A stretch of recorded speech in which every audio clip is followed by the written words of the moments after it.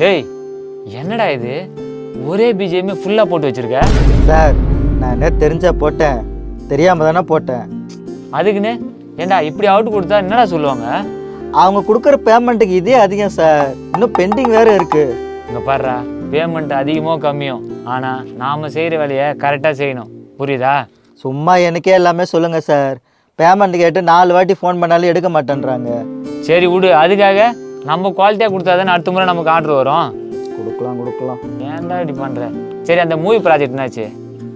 Sir அது முடிச்சு 2 நாள் ஆகுது சார், அவங்க ஃபோன் பண்ணால் எடுக்க மாட்டேன்றாங்க. ஃபோன் பண்ண எடுக்க மாட்டாங்களா? என்னடா எல்லாமே இப்படி சொன்னால் எப்படிடா? நான் என்ன பண்ணுறது, ஏதாச்சும் பாசிட்டிவாக நடந்தால் சொல்லலாம். சரி நம்ம ஸ்டூடியோவுக்கு HSIT ஆர்டர் பண்ணியிருந்து வந்துருச்சா? அது வந்து 4 நாள் ஆச்சு.